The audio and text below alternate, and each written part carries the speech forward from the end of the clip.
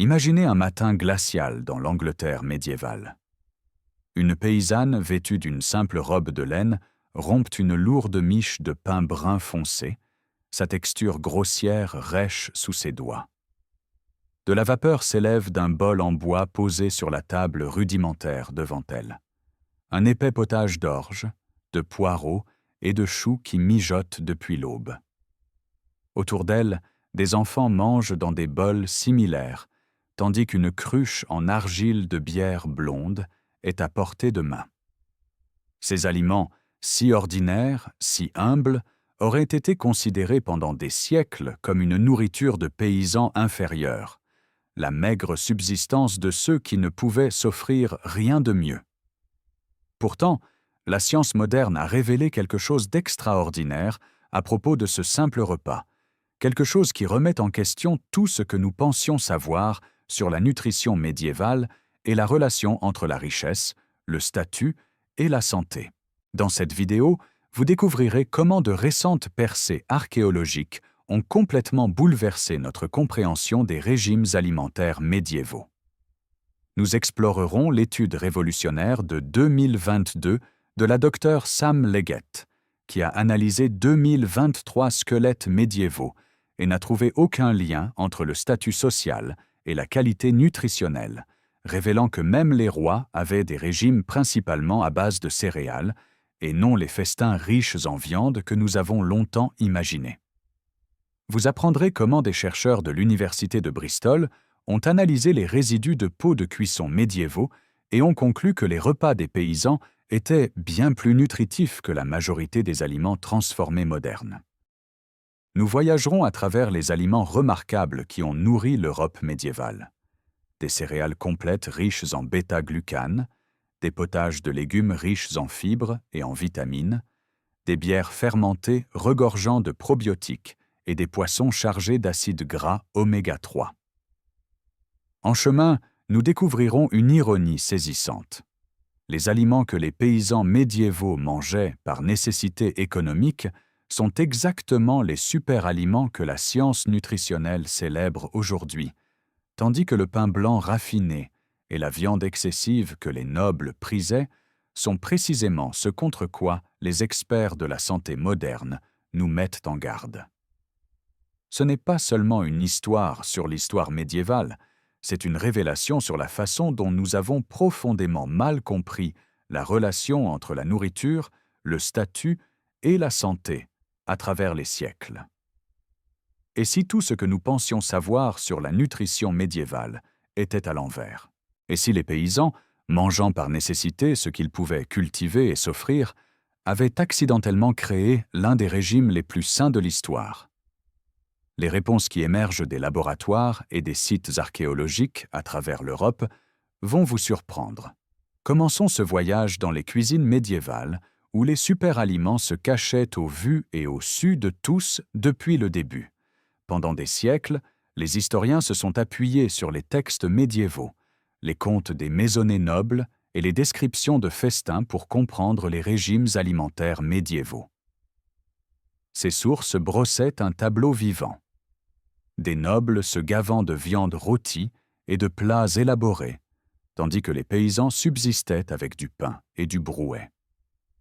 L'hypothèse semblait évidente. La richesse signifiait une meilleure nutrition. Pourtant, cette compréhension reposait sur des documents décrivant des événements exceptionnels, des banquets et des célébrations, tout en ignorant la réalité quotidienne de toutes les classes sociales.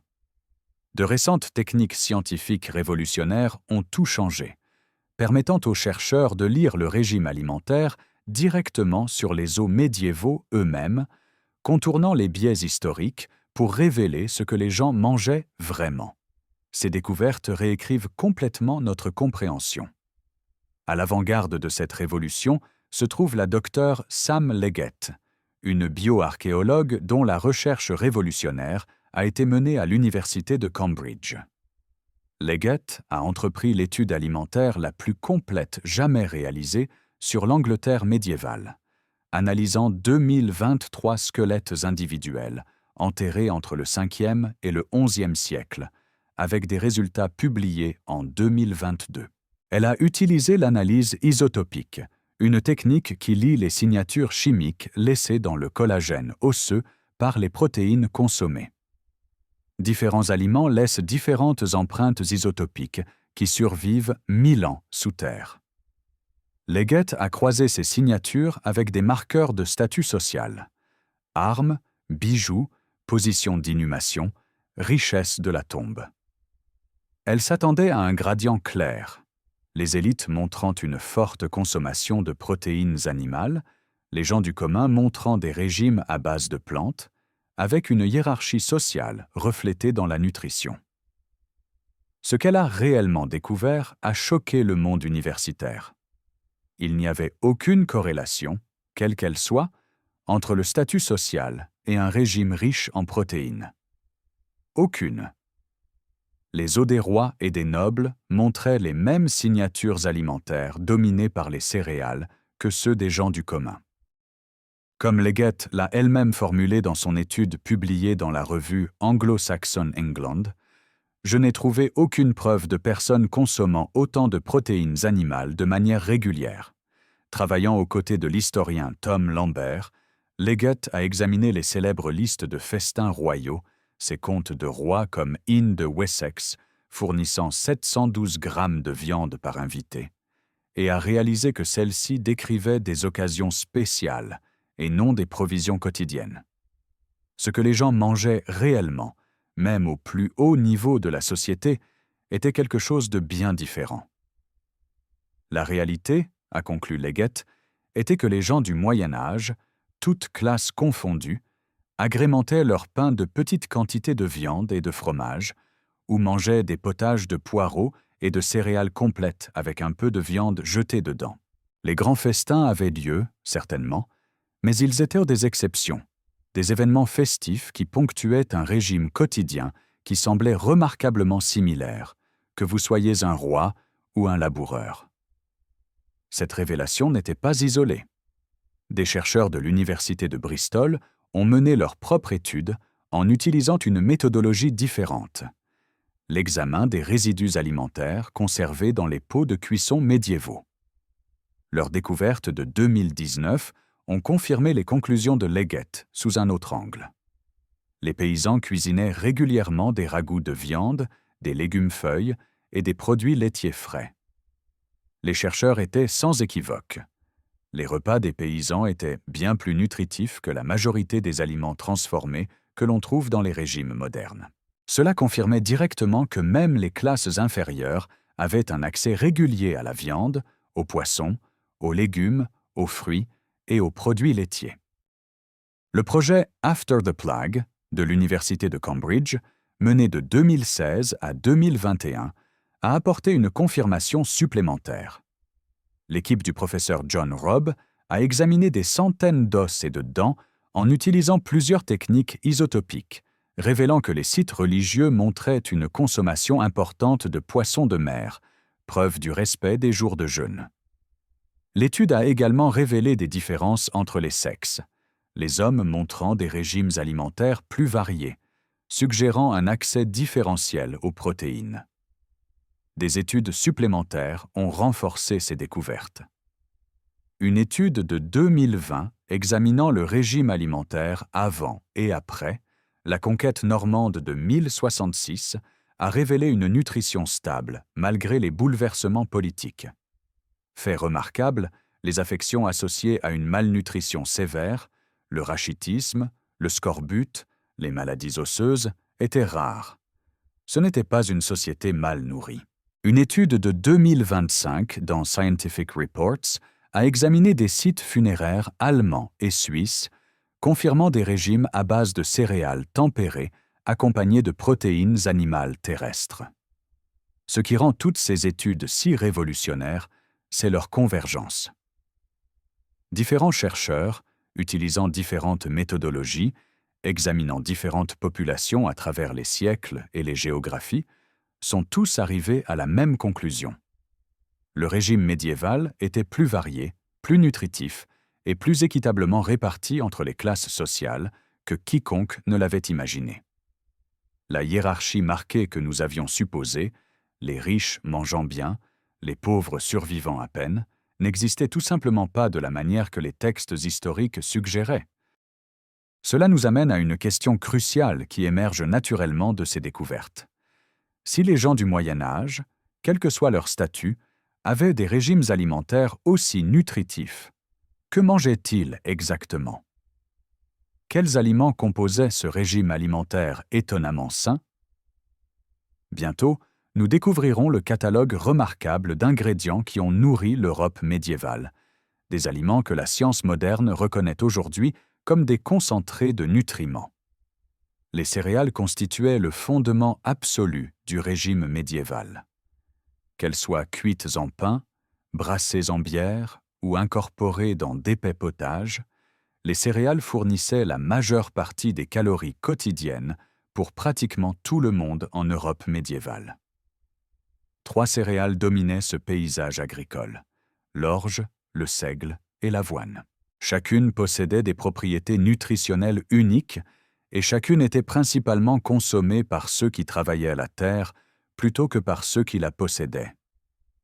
C'est ici que réside la première de nos grandes ironies alimentaires, une ironie dont les gens du Moyen Âge eux-mêmes n'avaient absolument pas conscience.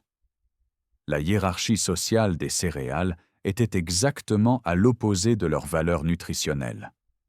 Les paysans et les travailleurs mangeaient du pain noir et lourd à base d'orge ou de seigle. Un pain grossier, dense et rassasiant. Un pain qui conservait le grain entier avec toutes ses fibres, vitamines et minéraux intacts.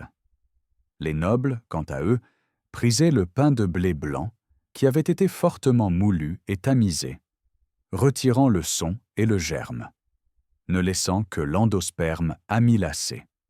Ce pain raffiné était plus moelleux, plus léger, plus blanc et bien moins nutritif. Le statut exigeait le produit inférieur, tandis que la nécessité fournissait le supérieur. Commençons par l'orge, peut-être la plus remarquable des céréales médiévales. L'orge a été domestiquée dans le Croissant fertile, une région comprenant des parties de l'Israël, de la Jordanie, du Liban, de la Syrie, du sud-est de la Turquie et de l'ouest de l'Iran actuel, il y a environ 10 000 ans, ce qui en fait l'une des plus anciennes cultures de l'humanité. De là, elle s'est répandue dans le monde antique, y compris en Égypte, où elle est devenue une céréale de base. Tout au long de la période médiévale, l'orge a servi de principale céréale paysanne.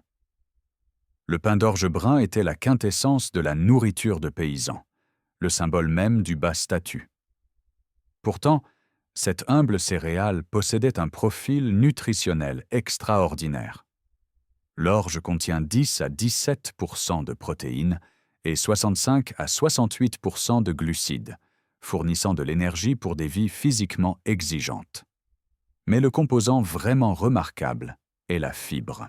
L'orge contient 18 à 22% de fibres alimentaires, 17% en volume contre 12% pour le blé. Les experts en nutrition identifient l'orge comme ayant le plus de fibres de toutes les céréales complètes. Harvard Health, notant que l'orge contient environ 3 fois plus de fibres par portion que l'avoine. Au sein de cette fibre se trouve le bêta-glucane, qui représente 4 à 9% de la composition de l'orge.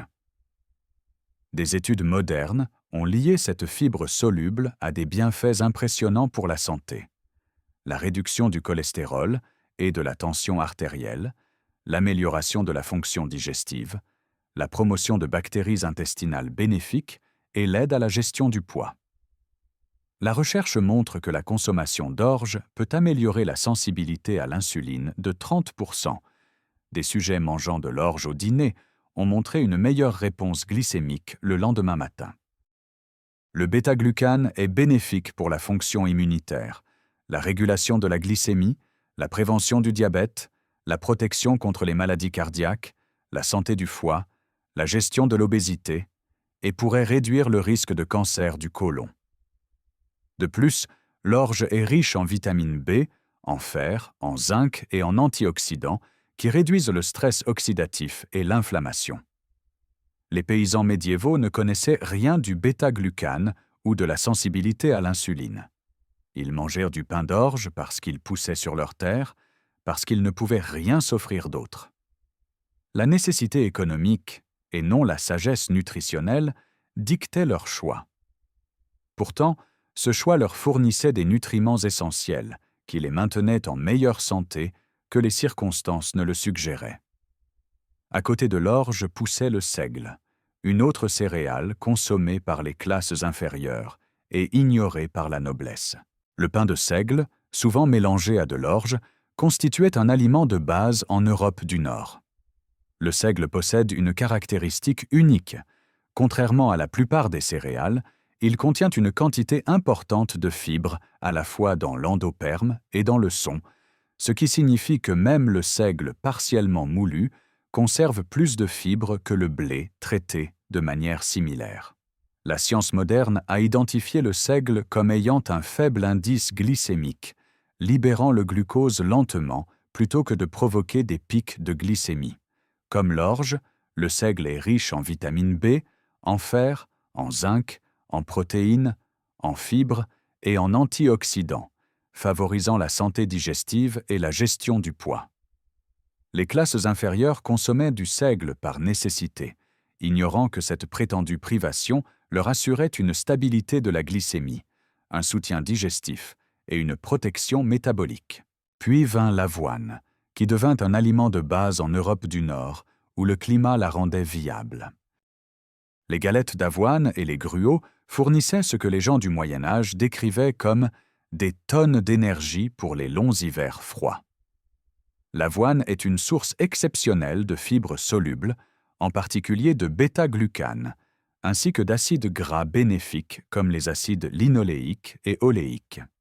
Sa teneur en minéraux, calcium, fer, zinc, soutient la santé osseuse, le transport de l'oxygène et la fonction immunitaire. Les classes inférieures consommaient régulièrement des potages d'avoine, des bouillies épaisses combinant l'avoine avec des légumineuses et des légumes. Aujourd'hui, l'avoine est célébrée comme un super-aliment. Les gens du Moyen Âge en consommaient parce que l'avoine poussait là où le blé avait du mal. Le climat déterminait la culture, mais le résultat était une population consommant régulièrement l'une des céréales les plus nutritives disponibles. L'ironie profonde devient inéluctable lorsque nous considérons les préférences des nobles. Le pain de blé blanc fortement moulu, le symbole de statut ultime, avait été dépouillé de son son et de son germe, éliminant la plupart des fibres, des vitamines et des minéraux, ne laissant principalement que de l'amidon. Plus le pain était blanc, plus le statut était élevé, et plus sa valeur nutritionnelle était faible. Les paysans mangeant du pain complet, non transformé, bénéficiaient, sans le savoir, d'avantages significatifs pour la santé par rapport à leurs supérieurs sociaux.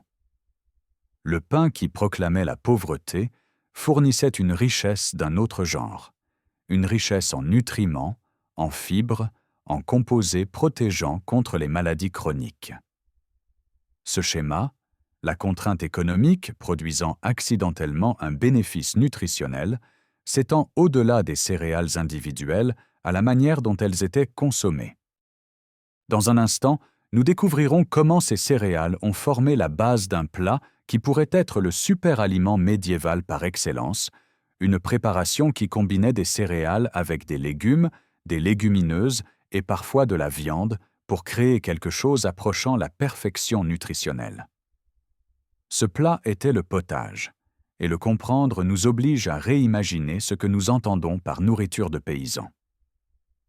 Pour les oreilles modernes, le mot « potage » suggère quelque chose de peu appétissant, un brouet aqueux à peine digne de ce nom. Pourtant, des recherches récentes révèlent que le potage était bien différent. Un ragoût épais et dense en nutriments, bouilli pendant des heures jusqu'à devenir homogène. Un plat qui variait selon la classe et la saison, mais qui apparaissait sur les tables de tout le spectre social médiéval. Le potage a nourri l'Europe médiévale du IXe au XVIIe siècle, ce qui témoigne de son aspect pratique, de sa polyvalence et de son caractère exceptionnellement complet sur le plan nutritionnel. Qu'était exactement le potage? À la base, des légumes et des céréales bouillies ensemble pendant plusieurs heures, parfois avec de la viande ou du poisson si disponible. La longue cuisson décomposait les amidons pour une digestion plus facile, assurait la sécurité alimentaire sans réfrigération, attendrissait la viande dure et mélangeait les saveurs. Le plat qui en résultait était épais, rassasiant, réchauffant, exactement ce dont les gens avaient besoin pour un travail physiquement exigeant. The Form of Cury, le livre de cuisine du roi Richard II de la fin du XIVe siècle, contient des recettes de potage élaborées avec du chou, du jambon, des oignons et des poireaux. Cela révèle quelque chose de crucial. Le potage n'était pas simplement de la nourriture de paysans. La cour du roi le plus riche d'Angleterre incluait des potages dans sa cuisine. La différence entre le potage royal et le potage paysan résidait dans les ingrédients ajoutés. Plus de viande, des épices coûteuses, une préparation élaborée. Mais le plat fondamental restait le même. Que mettait-on dans un potage typique? La base comprenait des céréales, blé, seigle, orge ou avoine, fournissant une fondation amylacée et des calories. Les légumineuses, haricots, pois, vesses, lentilles, transformaient le plat sur le plan nutritionnel, ajoutant des protéines, des fibres et des glucides complexes. Les légumes formaient la couche suivante. Le chou et les poireaux apparaissent de manière répétée comme des piliers. Le chou frisé, les navets, les carottes, les oignons et l'ail faisaient de fréquentes apparitions. Les herbes, persil, sauge, thym, ajoutaient de la saveur et des propriétés médicinales. L'analyse de Bristol a confirmé que les pots médiévaux contenaient régulièrement des ragoûts combinant du mouton ou du bœuf avec du chou et du poireau, ainsi que des produits laitiers frais, y compris des fromages frais, ajoutant des protéines et des matières grasses. Le potage n'a jamais été une recette unique, mais une méthode, infiniment adaptable aux ingrédients disponibles. Le printemps et l'été apportaient des légumes frais. L'automne apportait des céréales fraîchement récoltées et des légumes racines de conservation. L'hiver exigeait des légumineuses séchées, des céréales stockées, des viandes conservées et des légumes racines de cave. La variation saisonnière signifiait qu'il n'y avait jamais deux potages identiques, mais le schéma fondamental restait constant. Céréales, légumineuses, légumes, herbes, parfois de petites quantités de produits animaux, mijotés ensemble pour former un tout épais et nourrissant. D'un point de vue nutritionnel moderne, cette combinaison frôle la perfection.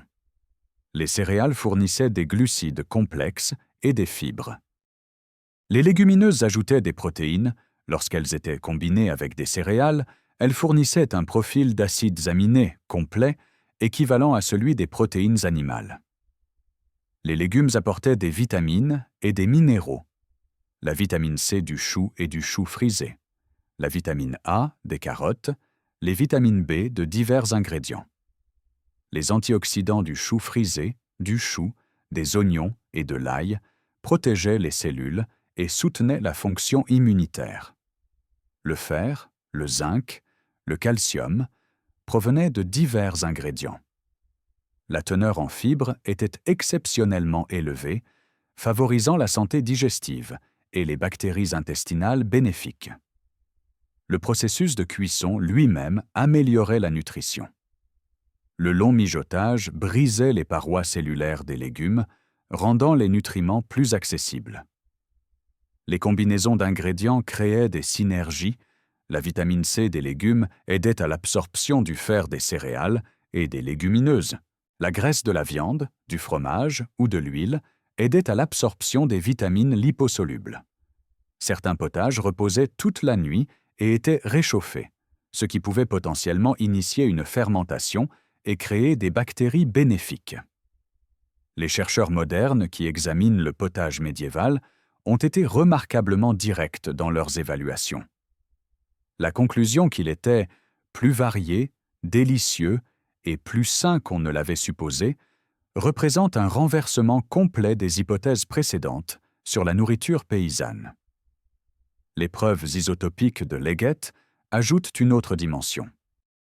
Sa découverte que les régimes alimentaires étaient similaires entre les classes sociales prend tout son sens lorsque nous comprenons que le potage apparaissait sur les tables, des humbles chaumières aux cours royales, les principales différences étant la quantité et la qualité des ajouts, plus de viande, des épices exotiques et de meilleures coupes pour les nobles, plutôt que la structure nutritionnelle de base. Les archives historiques confirment que tous, sauf les plus pauvres, avaient accès aux poissons, à la volaille, aux fruits, aux légumes et à la viande la plupart du temps, dans la plupart des endroits.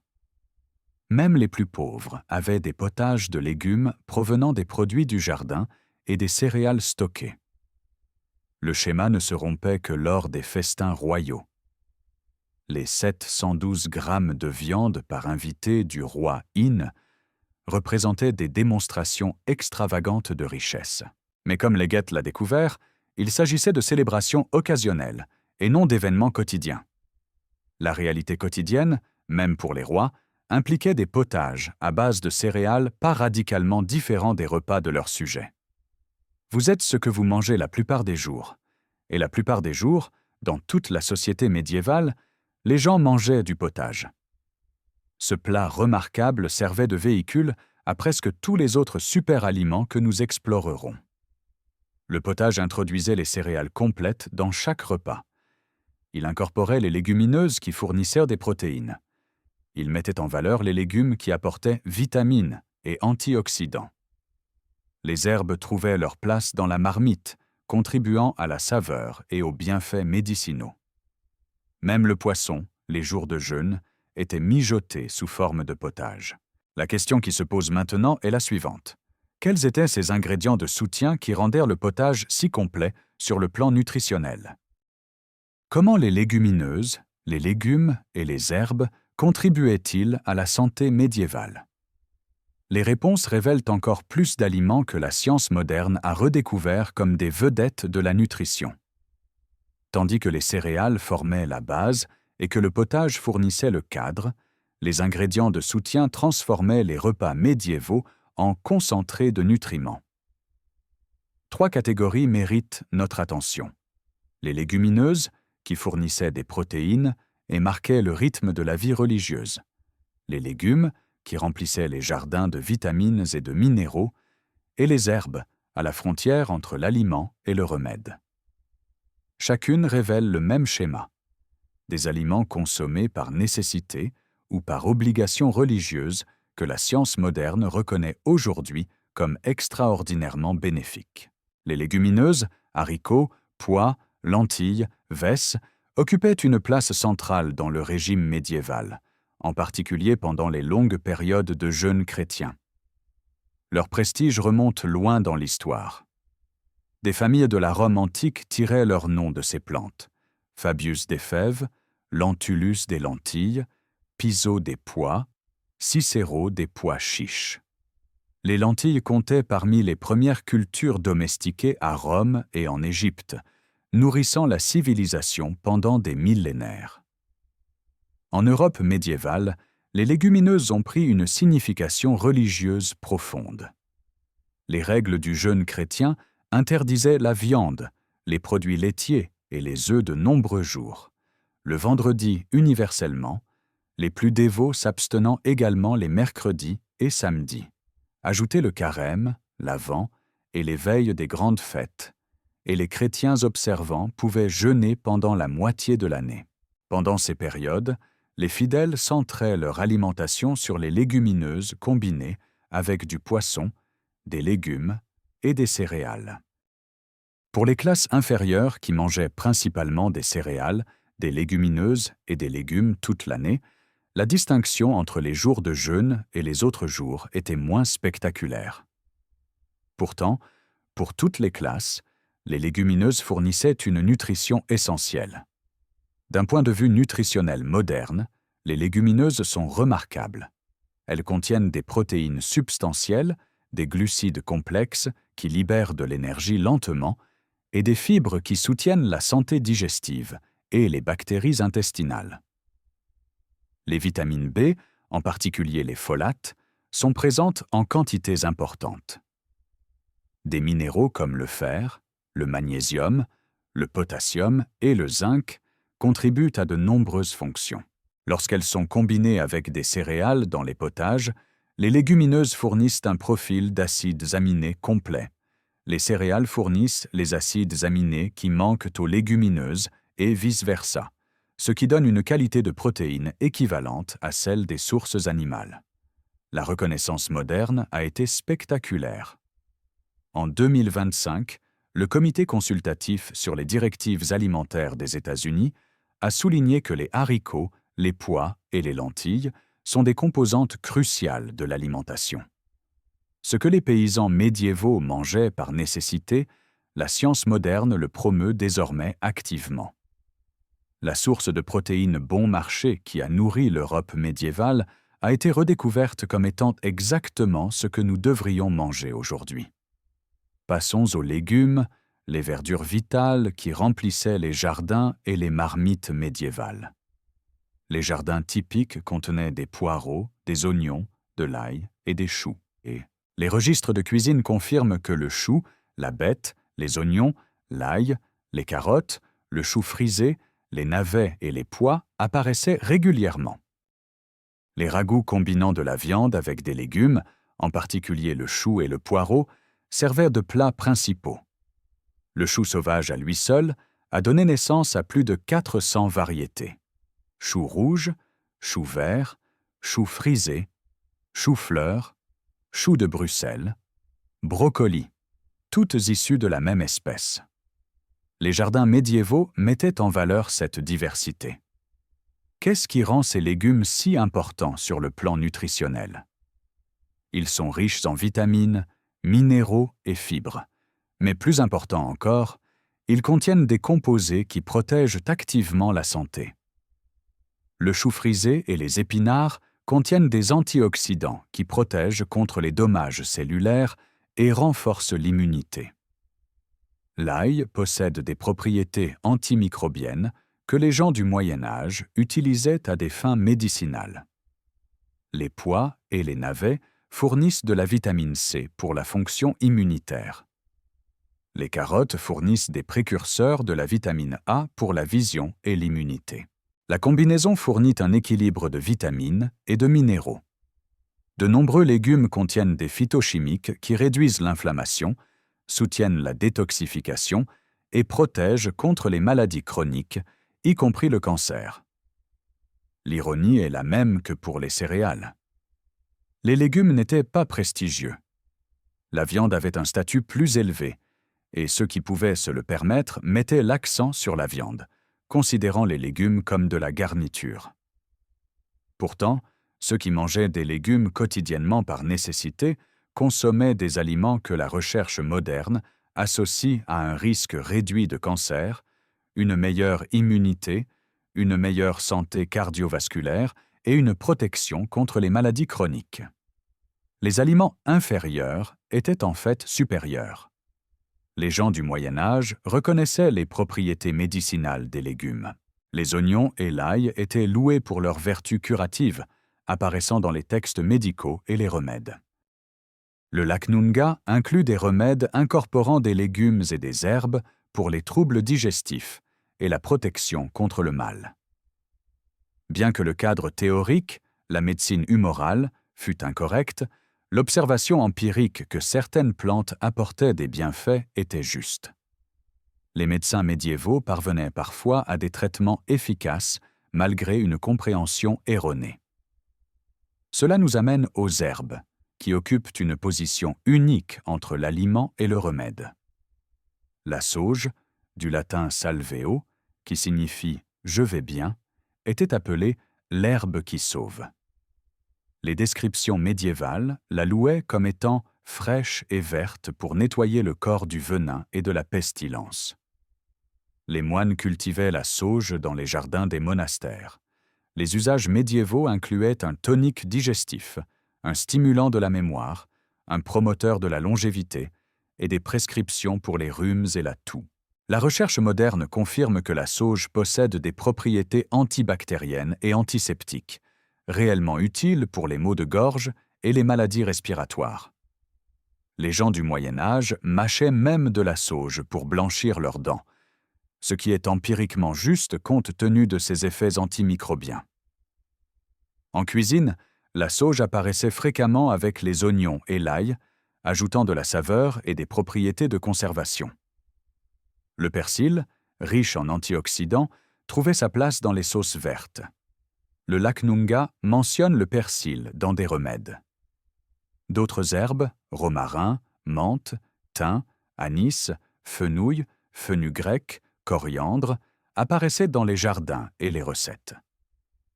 Charlemagne encourageait les agriculteurs à planter ces herbes culinaires. Elles parfumaient les repas et servaient de remède pour l'indigestion, les rhumes et la fatigue. La recherche moderne a validé les usages traditionnels, identifiant des composés antimicrobiens, antioxydants et anti-inflammatoires dans les herbes que les cuisiniers médiévaux utilisaient quotidiennement. Ce qui en ressort est une diversité alimentaire et une densité nutritionnelle extraordinaire. Les jardins et les champs médiévaux produisaient une variété remarquable. La nécessité économique et l'obligation religieuse assuraient une consommation régulière de ces aliments dans les potages, les accompagnements et les préparations à base de plantes. Le résultat était un régime riche en fibres, vitamines, minéraux, antioxydants et phytochimiques, précisément ce que la science nutritionnelle moderne recommande. Ce n'étaient pas des aliments de luxe, mais des produits de base quotidiens, des ingrédients ordinaires de repas ordinaires. Pourtant, ces repas ordinaires fournissaient une nutrition extraordinaire. Deux autres catégories complètent le régime médiéval.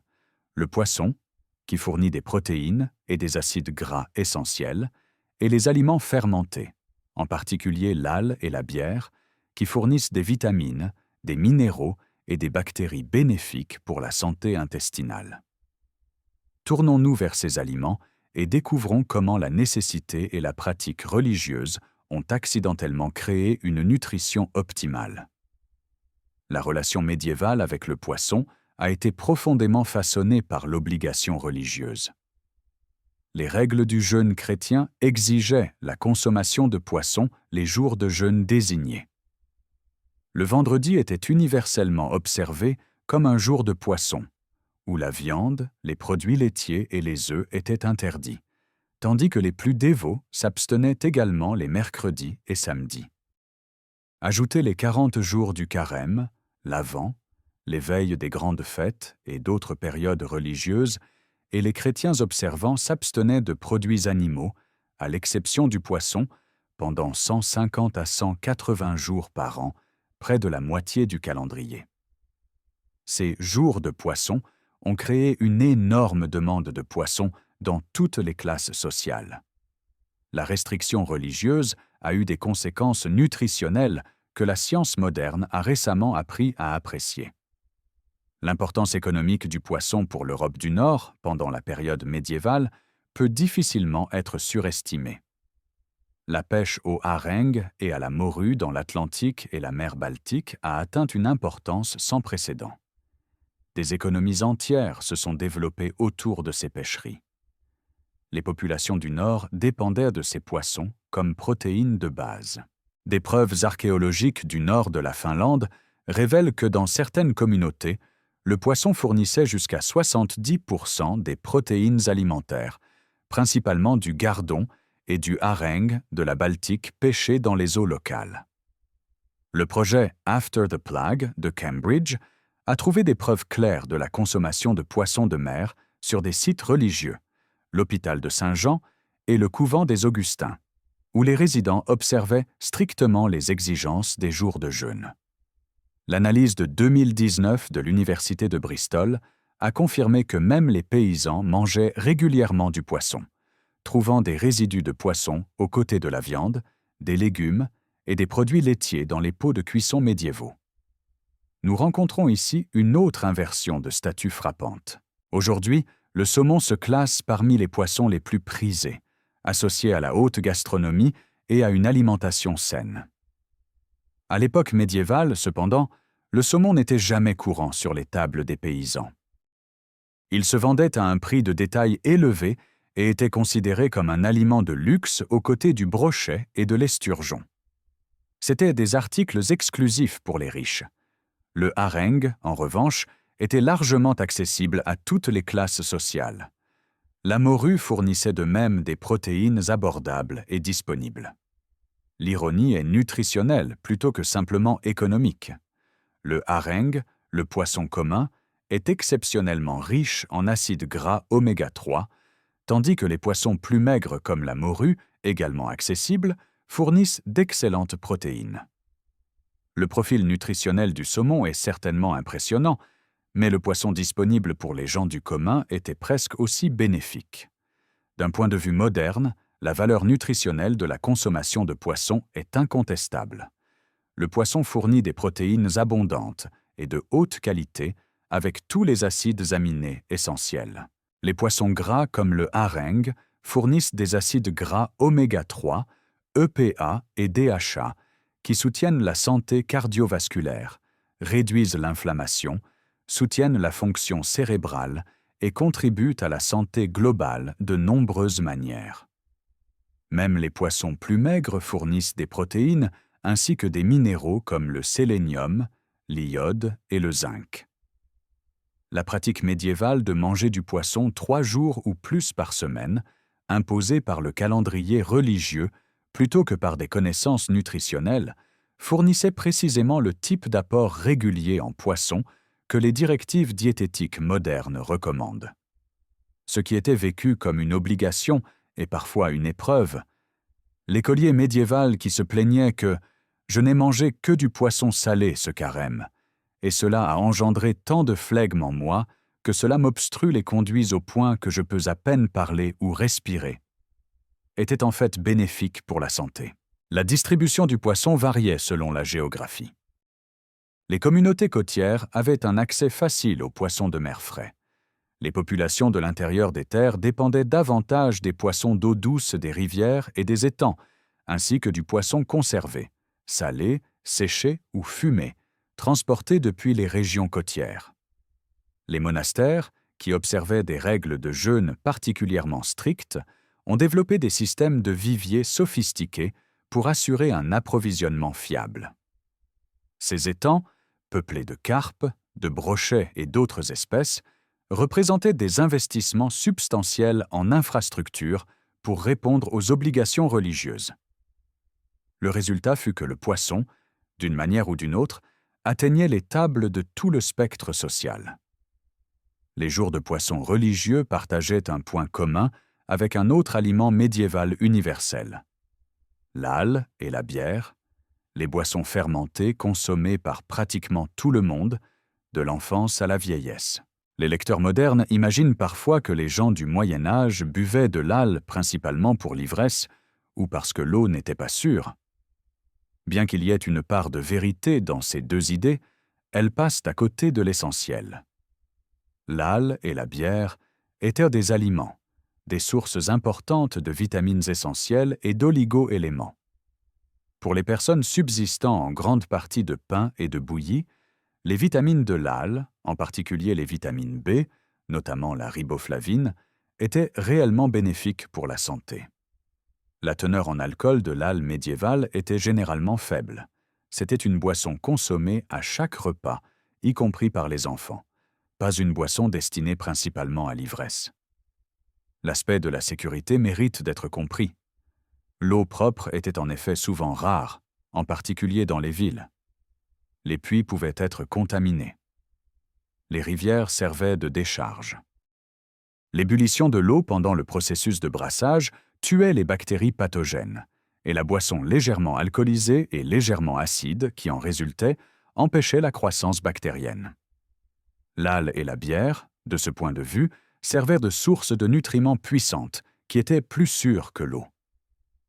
Les textes médicinaux médiévaux reconnaissaient des usages thérapeutiques à l'âle. L'âle chaude pour les douleurs thoraciques, l'âle vieille pour les maladies pulmonaires, l'âle nouvelle pour les problèmes de sommeil.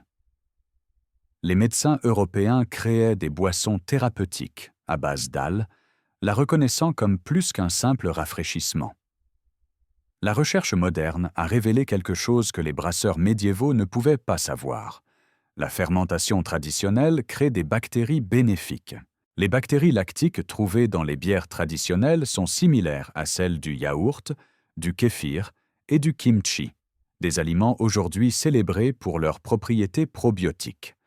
Ces bactéries aident à contrôler les pathogènes intestinaux, soutiennent la santé digestive et fournissent des sources pour que les microbes intestinaux bénéfiques produisent du butyrate, une substance liée à de nombreux bienfaits pour la santé.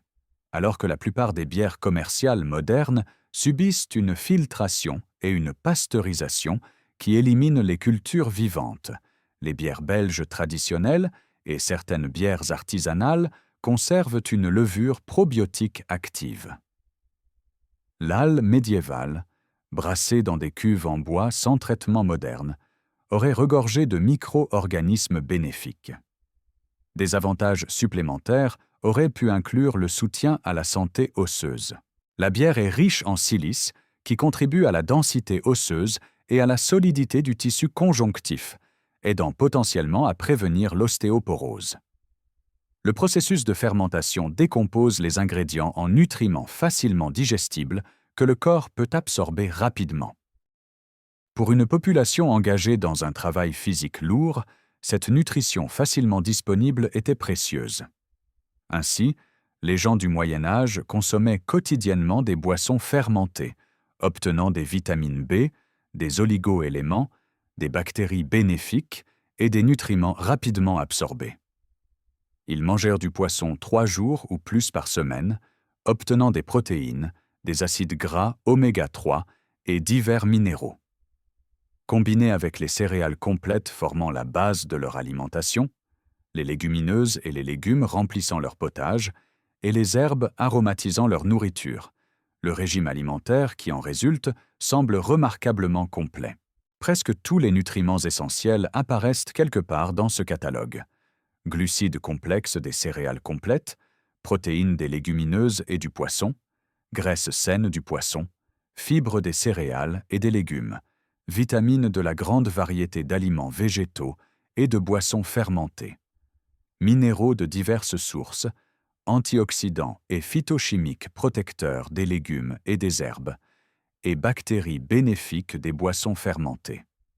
Un dernier aliment complète notre garde-manger médiéval. Le miel, le principal édulcorant disponible avant que le sucre ne devienne accessible. Bientôt, nous examinerons le miel aux côtés des schémas plus larges de l'alimentation médiévale, les similitudes surprenantes entre les classes sociales, les effets paradoxaux du jeûne religieux et les différences entre les sexes qui se sont révélées dans l'analyse isotopique. Ces schémas nous aident à comprendre non seulement ce que les gens du Moyen Âge mangeaient, mais comment ils mangeaient, et pourquoi ce schéma a produit des avantages nutritionnels aussi inattendus. Le miel occupe une position curieuse dans l'histoire nutritionnelle médiévale. Contrairement aux aliments que nous avons examinés jusqu'à présent, céréales, potages, légumineuses, légumes, poissons et âles, le miel n'était pas, étonnamment, un sujet majeur dans les textes médicaux médiévaux. Après la chute de l'Empire romain, les praticiens de la médecine ont relativement peu écrit sur les propriétés thérapeutiques du miel. Cela contraste de manière frappante avec d'autres périodes historiques. Les médecins de l'Égypte ancienne, de la Grèce et de Rome ont largement documenté le miel comme remède pour diverses maladies, et pendant le Moyen Âge arabe, au moins 2 traités ont été consacrés exclusivement aux applications médicales du miel. L'Europe médiévale, cependant, a produit peu de textes de ce type, malgré les propriétés antimicrobiennes prouvées du miel et son utilisation dans la médecine populaire, où les recettes de cataplasmes et de toniques au miel se transmettaient de génération en génération. Là où le miel a gagné en importance, c'est dans la cuisine et chez l'apothicaire. Les monastères à travers l'Europe ont joué un rôle central dans l'avancement de l'apiculture, les moines affinant la conception des ruches et perfectionnant les techniques de récolte. Ces institutions sont devenues des centres d'innovation apicole poussés par une double demande: le miel pour l'alimentation et l'édulcoration, et la cire d'abeille pour les bougies nécessaires dans les monastères, les églises et les cours royales. Alors que la demande augmentait régulièrement tout au long de la période médiévale, le miel est devenu plus disponible, bien qu'il soit resté cher par rapport aux aliments de base que nous avons discutés. Sur le plan nutritionnel, le miel fournissait 304 calories pour 100 grammes, presque entièrement à partir de glucides. 82,4 grammes de sucre naturel pour 100 grammes. Contrairement au sucre raffiné, qui dominera plus tard les régimes européens, le miel contient des oligo-éléments et des vitamines, ainsi que des antioxydants, y compris des flavonoïdes et des acides phénoliques dérivés des sources florales visitées par les abeilles. Ces composés offrent de réels avantages pour la santé, bien que dans les petites quantités généralement consommées. L'importance du miel réside en partie dans ce qu'il est, une source de douceur, avec un profil de saveur complexe et un ensemble nutritionnel complet, et en partie dans ce qu'il n'était pas, du sucre raffiné.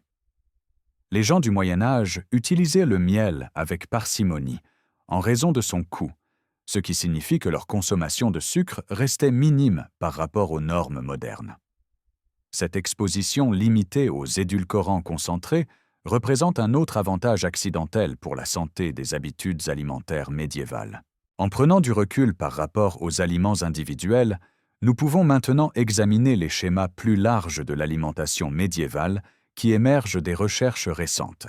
La révélation de Sam Leggett sur la similitude des régimes alimentaires entre les classes sociales reste surprenante. Tout le monde, du roi au roturier, avait un régime à base de céréales. Tout le monde consommait des potages combinant céréales, légumes et légumineuses, avec des quantités variables de viande ajoutées en fonction de la richesse et de l'occasion. Tout le monde mangeait régulièrement du poisson, poussé par l'obligation religieuse. Les différences étaient réelles.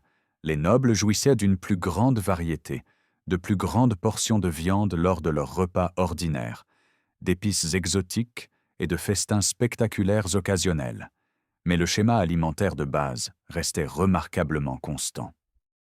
Une signature isotopique reflète ce que vous mangez la plupart des jours, pas les occasions spéciales, et la plupart des jours, dans toute la société médiévale, les gens mangeaient de manière similaire.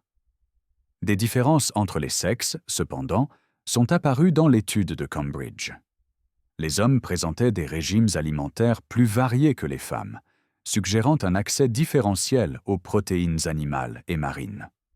Ce schéma reflète des structures sociales qui donnaient aux hommes une plus grande mobilité, un meilleur accès à des sources de nourriture variées, et peut-être un accès préférentiel aux aliments de statut supérieur au sein des ménages.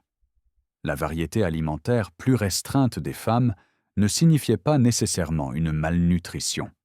Le régime de base était adéquat, mais elle révèle comment les hiérarchies sociales créaient des inégalités nutritionnelles, même au sein de communautés généralement bien nourries. La variation saisonnière façonnait l'alimentation de tout le monde. La saison de croissance déterminait quels légumes frais étaient disponibles. L'hiver signifiait une dépendance aux aliments de conserve. Légumineuses séchées, réserves de céréales, légumes racines conservés dans les caves, poissons conservés qui avaient été salés ou fumés. Les légumes frais disparaissaient, et avec eux, la vitamine C alimentaire. Cette limitation saisonnière pouvait créer des carences, bien que la découverte de l'étude sur la conquête normande que le scorbut était rare, suggère que la plupart des gens obtenaient une nutrition adéquate, même en hiver. Le pain apparaissait à la plupart des repas toute l'année. Le potage servait de plat principal, quelle que soit la saison, bien que ses ingrédients changent avec la disponibilité. L'âle ou la bière accompagnaient les repas. Le fromage fournissait des protéines et des matières grasses lorsqu'il était disponible. De petites quantités de viande apparaissaient lorsqu'elles étaient abordables ou lors de célébrations. Les herbes parfumaient la nourriture et traitaient les maux mineurs tout au long de l'année. C'est ici que nous rencontrons un paradoxe fascinant. Les contraintes économiques, l'incapacité de s'offrir des aliments coûteux, la dépendance à ce qui pouvait être cultivé localement, la limitation aux produits de saison ont créé un régime plus sain que celui que la richesse permettait. Les paysans ne pouvaient pas s'offrir de pain blanc raffiné, alors ils mangeaient du pain de grain entier nutritif. Ils ne pouvaient pas s'offrir une viande excessive, alors ils mangeaient des quantités optimales de protéines animales complétées par des légumineuses. Ils dépendaient des légumes, des céréales et des légumineuses parce qu'ils étaient abordables et disponibles, consommant par inadvertance précisément le modèle alimentaire que la science nutritionnelle moderne recommande. La richesse, à l'inverse, permettait des choix qui réduisaient la qualité nutritionnelle. Céréales raffinées, protéines animales excessives, légumes limités considérés comme de la garniture de bas statut. Ce paradoxe s'étend de manière spectaculaire aux pratiques de jeûne religieux. Les exigences du jeûne chrétien signifiaient s'abstenir de viande, de produits laitiers et d'œufs pendant près de la moitié de l'année. Les jours de jeûne, un seul repas était autorisé, consommé après le coucher du soleil. Les fidèles du Moyen Âge centraient ces jeûnes sur les légumineuses, le poisson et les légumes. La plainte d'un écolier du XVe siècle sur la consommation de poissons pendant le carême capture la perception contemporaine. C'était vécu comme une épreuve, un sacrifice, une difficulté à endurer pour un bénéfice spirituel. Pourtant, la recherche moderne sur des modèles de jeûne similaires révèle quelque chose d'inattendu. Des études sur le jeûne des chrétiens orthodoxes, qui suit des restrictions similaires, montrent qu'il favorise la santé et prévient les maladies chroniques. Les restrictions temporaires sur la viande, les produits laitiers et les œufs produisent des effets négatifs minimes sur la santé cardio-métabolique et peuvent fournir de réels avantages. Les jeûnes prolongés, loin de provoquer une perte de poids catastrophique ou une fatigue sévère, ne représentent aucune menace pour la santé corporelle lorsque le régime comprend des céréales, des légumineuses, des légumes et du poisson. Le régime des jours de jeûne était pauvre en glucides raffinés, qui existaient à peine en Europe médiévale, riche en glucides complexes et en fibres, riche en nutriments végétaux et complété par du poisson fournissant des protéines et des acides gras oméga 3. Le paradoxe se cristallise. Le sacrifice religieux était nutritionnellement bénéfique. Le jeûne forçait une alimentation périodique à base de plantes qui réduisait la consommation excessive de protéines animales, augmentait l'apport en légumineuses et en légumes et favorisait une consommation régulière de poissons. Ce qui était accompli par obligation spirituelle optimisait accidentellement la nutrition. Les gens du Moyen Âge vivaient cela comme une épreuve, mais cela contribuait à la salubrité globale de leur régime alimentaire. Vu dans son ensemble, le régime alimentaire médiéval montre une cohérence remarquable. Les céréales complètes fournissaient la base, énergie, fibres, vitamine B, minéraux, bêta-glucane. Les légumineuses ajoutaient des protéines, plus de fibres et des nutriments supplémentaires, tout en complétant les profils d'acides aminés des céréales. Les légumes fournissaient des vitamines, des minéraux, des antioxydants et des phytochimiques protecteurs. Le poisson apportait des protéines et des acides gras oméga 3 essentiels. Les boissons fermentées contribuaient en vitamine B, minéraux et bactéries bénéfiques. Les herbes offraient à la fois saveur et composés médicinaux. Le jeûne religieux mettait périodiquement l'accent sur les aliments d'origine végétale et le poisson. Les contraintes économiques limitaient les aliments raffinés et la viande excessive, tout en assurant une consommation régulière de céréales complètes, de légumineuses et de légumes. Le résultat était un régime que la science nutritionnelle moderne, en l'examinant des siècles plus tard, reconnaît comme remarquablement sain, plus que de nombreux modes d'alimentation modernes. Cela nous confronte à une question profonde. Si les paysans médiévaux contraints par la pauvreté et l'obligation religieuse, mangeaient mieux que beaucoup de gens aujourd'hui, qu'est-ce que cela nous apprend sur les systèmes alimentaires modernes et la compréhension nutritionnelle? À quel point avons-nous inversé non seulement la hiérarchie de statut des aliments, mais notre approche même de l'alimentation? Ces questions nous mènent vers les implications modernes et les leçons que nous pourrions tirer des cuisines médiévales. Le renversement est presque complet. Prenez un moment pour considérer les aliments qui définissaient le statut social en Europe médiévale. Le pain de blé blanc, fortement moulu et raffiné. Une viande abondante à chaque repas. Des préparations élaborées nécessitant des épices coûteuses. Des plats qui proclamaient la richesse par leur composition même. Considérez maintenant ce contre quoi la science nutritionnelle moderne met en garde, les céréales raffinées dépouillées de leurs fibres et de leurs nutriments. La consommation excessive de viande rouge, les aliments surtransformés qui privilégient l'apparence au détriment du contenu nutritionnel. Les symboles de statut médiévaux sont devenus des avertissements de santé modernes. Inversement, examinez ce que les paysans médiévaux mangeaient par nécessité.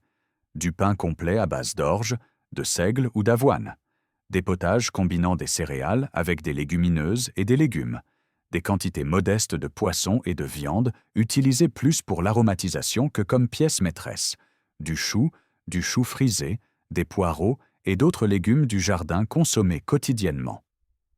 Ces aliments de paysans inférieurs apparaissent maintenant sur les listes de super-aliments, les céréales complètes célébrées pour leurs fibres et leur bêta-glucane, les légumineuses mises en avant dans les directives diététiques de 2025, le chou frisé commercialisé comme un concentré de nutriments, les aliments fermentés loués pour leurs propriétés probiotiques, les poissons gras comme le hareng reconnus pour leur teneur en oméga 3.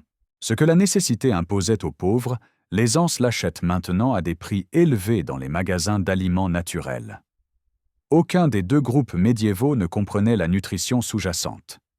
La théorie des humeurs, le cadre médical dominant, était fondamentalement incorrecte dans sa compréhension de la façon dont la nourriture affectait la santé.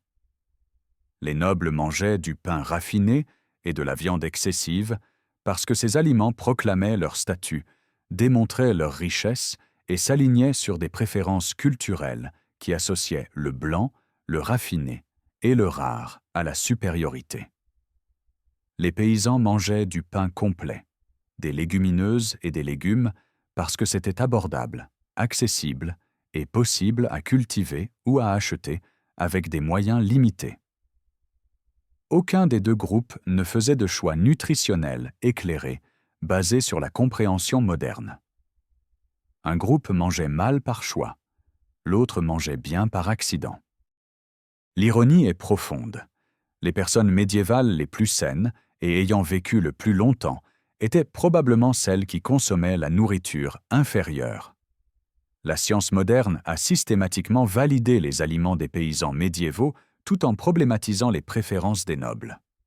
La recherche sur les céréales complètes a démontré de manière concluante des avantages cardiovasculaires, un meilleur contrôle de la glycémie, une meilleure gestion du poids et un risque réduit de maladies chroniques.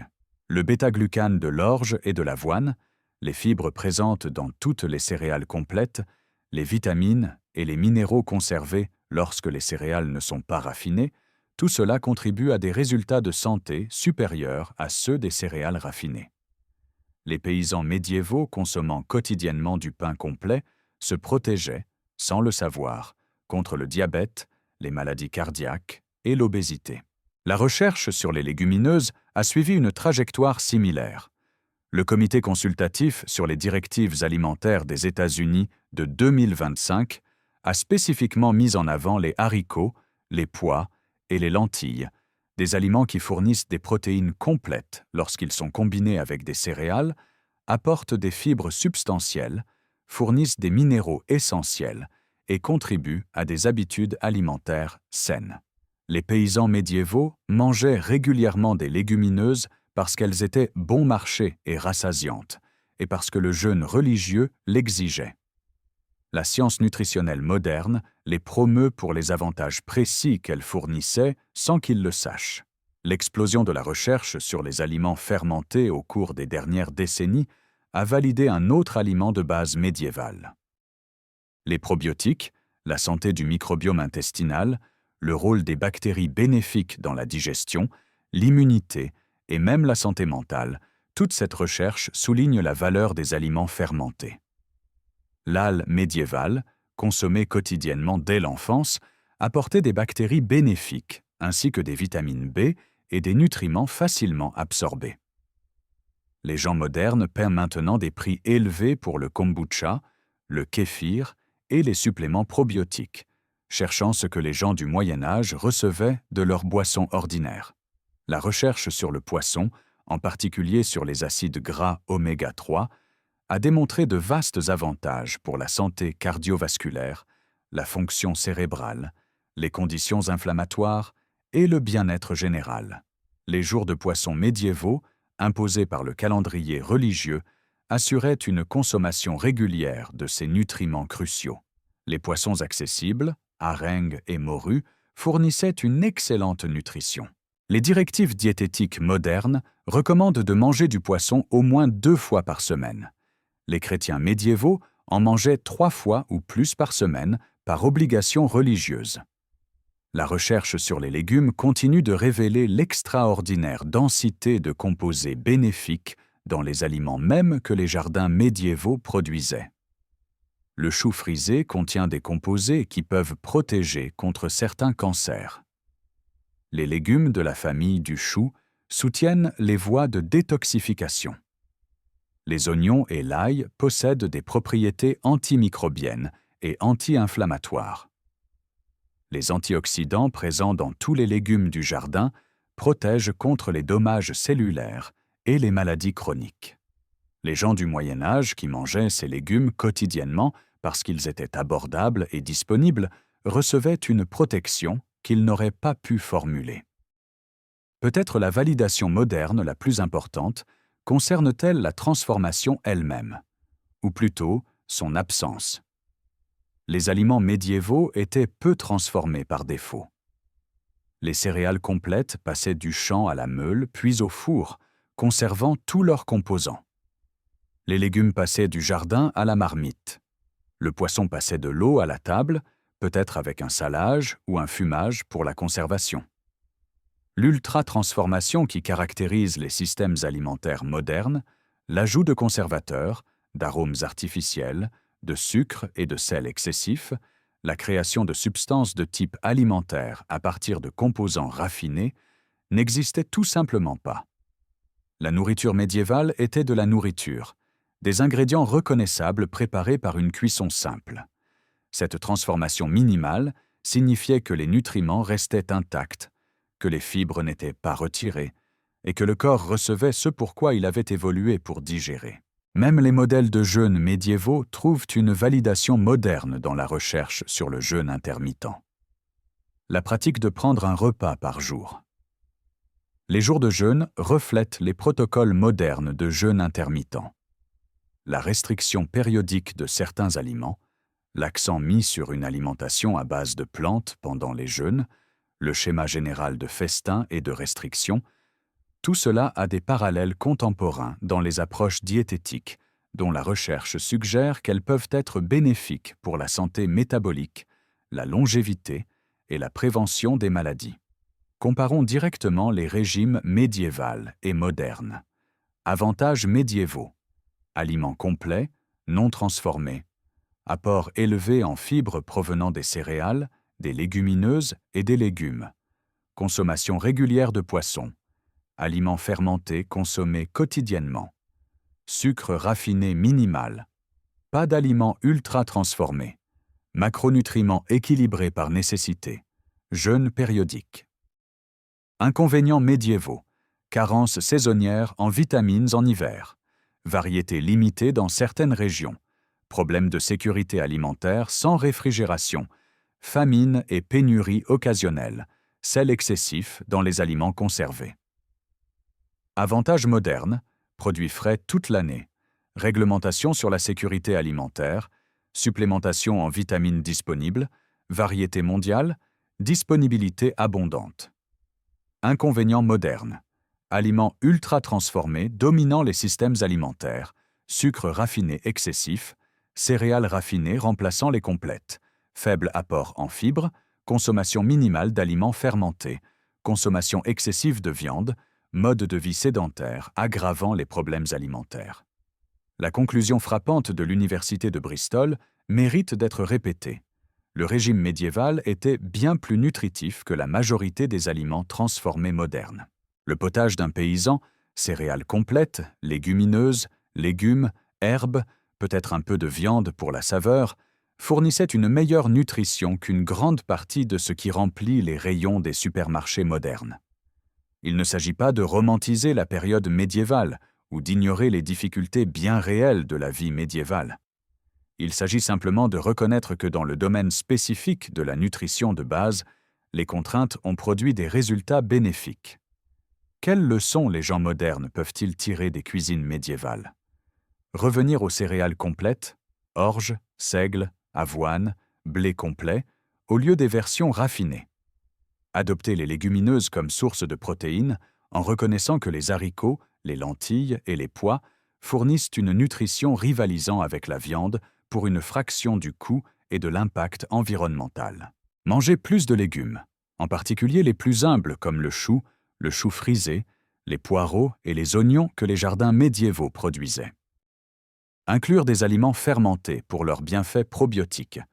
Augmenter la consommation de poissons, en reconnaissant que les poissons abordables comme le hareng fournissent une excellente nutrition. Minimiser la transformation. Plus un aliment reste proche de sa source, meilleur est son profil nutritionnel. Envisager un jeûne périodique ou une alimentation à base de plantes, des schémas que la pratique religieuse médiévale a accidentellement optimisés. Remettre en question les aliments de statut, cher ne signifie pas sain, et la simplicité fonctionne souvent mieux que l'élaboration. Reconnaître que les repas de type potage, combinant céréales, légumineuses, légumes et herbes, fournissent une nutrition complète dans un seul bol. Le grand renversement alimentaire enseigne l'humilité. Les gens du Moyen Âge, opérant sous des cadres théoriques incorrects, ont accidentellement créé des habitudes alimentaires saines sous les pressions combinées de l'économie, de la religion et de la réalité agricole. Les gens modernes, armés d'une science nutritionnelle sophistiquée, mangent souvent mal, malgré, ou peut-être à cause de, l'abondance de choix disponibles.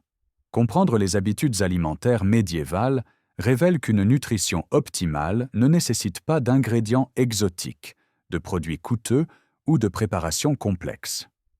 Elle nécessite des aliments complets, de la variété, de l'équilibre et de la modération, des principes que les paysans médiévaux pratiquaient sans les comprendre. En regardant en arrière à travers les siècles, nous pouvons voir la période médiévale non pas comme une époque de pauvreté nutritionnelle, mais comme une ère où les structures économiques et religieuses ont fortuitement produit des modèles alimentaires que la science moderne reconnaît comme bénéfiques. Les superaliments n'étaient pas super en raison de propriétés spéciales indisponibles ailleurs. Ils étaient super parce qu'ils étaient consommés régulièrement en combinaison, comme des aliments complets peu transformés. Ce modèle a soutenu l'Europe médiévale pendant des siècles. Peut-être a-t-il encore quelque chose à nous apprendre. La recherche émergente des laboratoires et des sites archéologiques à travers l'Europe entre 2019 et 2025 a fondamentalement bouleversé notre compréhension de la nutrition médiévale.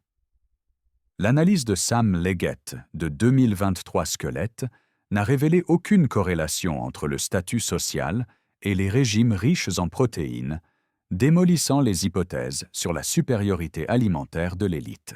L'examen par l'Université de Bristol des résidus de pots de cuisson a confirmé que les paysans mangeaient régulièrement de la viande, des légumes, des produits laitiers et du poisson, des repas plus nutritifs que les aliments transformés modernes. Les études isotopiques pluriannuelles de l'Université de Cambridge ont montré des régimes similaires entre les classes sociales, seul le sexe créant une variation significative. Des études européennes combinant l'analyse isotopique et protéomique ont validé ces découvertes dans différentes régions et à travers les siècles. Collectivement, cette recherche a identifié les superaliments médiévaux qui ont nourri des millions de personnes. Des céréales complètes, riches en fibres et en bêta-glucanes, des potages combinant céréales, légumineuses et légumes en repas nutritionnellement complets, des légumineuses fournissant des protéines végétales et soutenant les jeûnes religieux, des légumes apportant des vitamines, des minéraux et des composés protecteurs, du poisson fournissant des protéines et des acides gras oméga 3, des bières fermentées fournissant des vitamines B et des bactéries bénéfiques, des herbes offrant à la fois saveur et bienfaits médicinaux. Ce que les gens du Moyen Âge rejetaient comme nourriture de paysans, la science moderne le célèbre. Ce qu'ils prisaient comme luxe de nobles, les experts de la santé moderne le déconseillent. En regardant en arrière d'un point de vue moderne, l'inversion complète de la hiérarchie alimentaire médiévale semble presque incompréhensible. Comment une civilisation entière a-t-elle pu si profondément se méprendre sur les aliments qui favorisèrent la santé? Pourtant, lorsque nous voyons cela avec les yeux d'aujourd'hui, reconnaissant nos propres confusions sur la nutrition, les régimes à la mode persistants et la lutte continue pour définir une alimentation saine, peut-être que l'incompréhension médiévale semble moins étrange. Les deux époques partagent un schéma. Les humains échouent constamment à reconnaître que les aliments les plus sains sont souvent les plus simples, les plus accessibles et les moins prestigieux. Les nobles médiévaux recherchaient le statut à travers le pain raffiné et la viande excessive, nuisant par inadvertance à leur santé. Les paysans médiévaux mangeaient des céréales complètes, des légumineuses et des légumes par nécessité, protégeant par inadvertance la leur.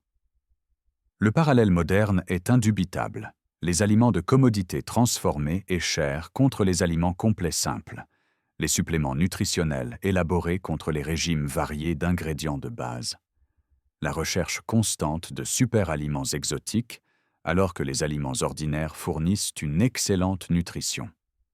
Le message de l'accessibilité est profondément important. Les paysans médiévaux qui mangèrent de l'orge, des haricots et du chou étaient en bonne santé. Les gens modernes peuvent acheter ces mêmes aliments à un prix abordable et obtenir des avantages similaires. Des préparations élaborées, des ingrédients coûteux et des aliments de haut statut ne sont pas nécessaires pour une nutrition optimale. Cela démocratise la santé de manière importante. Une bonne nutrition ne nécessite pas de richesse, juste des connaissances et un accès à des aliments complets de base. La dimension de la durabilité ajoute une urgence contemporaine. Les régimes médiévaux étaient riches en plantes et à base de céréales, utilisant un minimum de viande principalement pour l'aromatisation, provenant de sources locales et saisonnières, sans emballage, transformation ou transport sur de longues distances. Ce schéma se trouve correspondre à ce que la recherche sur la santé planétaire recommande maintenant. Réduire la consommation de viande, mettre l'accent sur les aliments d'origine végétale, manger local et de saison, minimiser la transformation et l'emballage. Le système alimentaire médiéval était écologiquement durable parce qu'il le devait. Les systèmes alimentaires modernes sont écologiquement destructeurs parce qu'ils le peuvent. Peut-être que les pratiques médiévales offrent non seulement des leçons nutritionnelles, mais aussi écologiques. Cette exploration se connecte à une compréhension historique plus large. Les gens du Moyen Âge n'étaient ni primitifs ni simples. Ils ont développé des cultures alimentaires complexes, des techniques de conservation sophistiquées et des pratiques efficaces qui ont soutenu de grandes populations.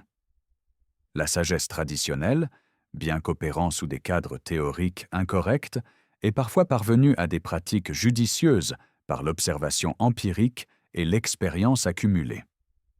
Cela devrait inspirer l'humilité.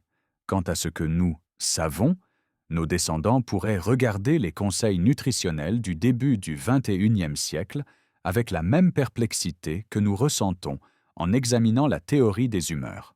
Certaines vérités restent constantes à travers les siècles. Les aliments complets, la variété, l'équilibre et la modération favorisent la santé, quelles que soient les explications théoriques.